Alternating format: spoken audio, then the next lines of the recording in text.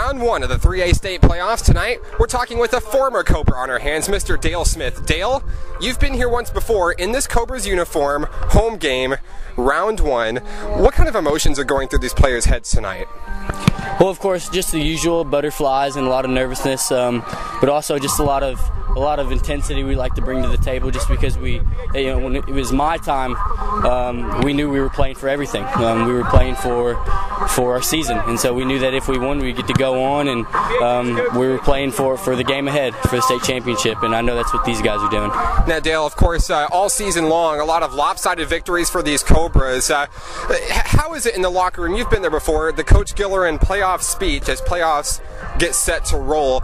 What kind of words does Coach use to encourage these players to keep a level head and take each game one at a time? Well, he's very serious about winning, of course, and that's what he's instilled into this program. And so what he brings to the table, they already know about. I mean, they've made winning a habit, and so when they step up, and he comes up and he tells them, guys, let's get ready, that's all they need. They don't need a lot of rah-rah, they don't need a lot of mumbo-jumbo, but they expect to win every time they step in the field. Now, Dale, as these playoffs progress, should the Cobras continue to win, those nerves get a little bit stronger. It's win or go home each and every game from here on out.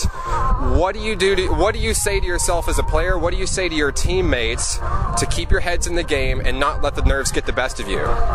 Well, of course, just to know that you're playing for the man next to you, and you're not only that, but you're playing for former Cobras like me, and you're playing for a community, just to know to keep this thing going. I mean, it's for everything, and so you lay it all out on the line so that you can keep playing, that when you look back, you know that you didn't have any regrets. Dale, all season long, you've been looking at the Cobras from a different perspective. You've been down on the sidelines every single game. I've seen you call in a few plays. What's your experience been like on the sidelines for this Fountain Lake team? It's definitely different with me being so close to these kids and them playing a huge part in my career. But it's definitely different. I get a little sense of what Coach Gillerin feels like. We get to do some things to help him out, but we can't do it ourselves. So it's definitely a humbling experience.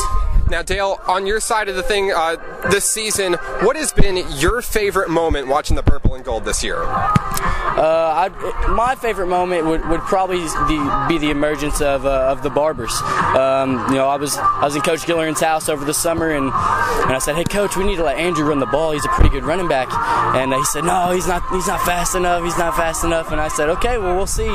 And so Andrew sent me a text message the night before the first game, and he said, "Hey, guess what?" I said, "What?" He said, "I'm starting." I said, "That's what I thought." And so it would definitely be between that and Tyler. They're a really good duo. Tyler on the defensive side of the ball, he's definitely was the hardest worker from what I know, and so he's proved that. Looking at the stat sheet all season long, Dale, I'd say that if you were a betting man, you'd probably be very rich this season. Andrew and Tyler, very dominant forces on each side of the ball for Fountain Lake. But all the fans and all the former players want to know what you're doing these days.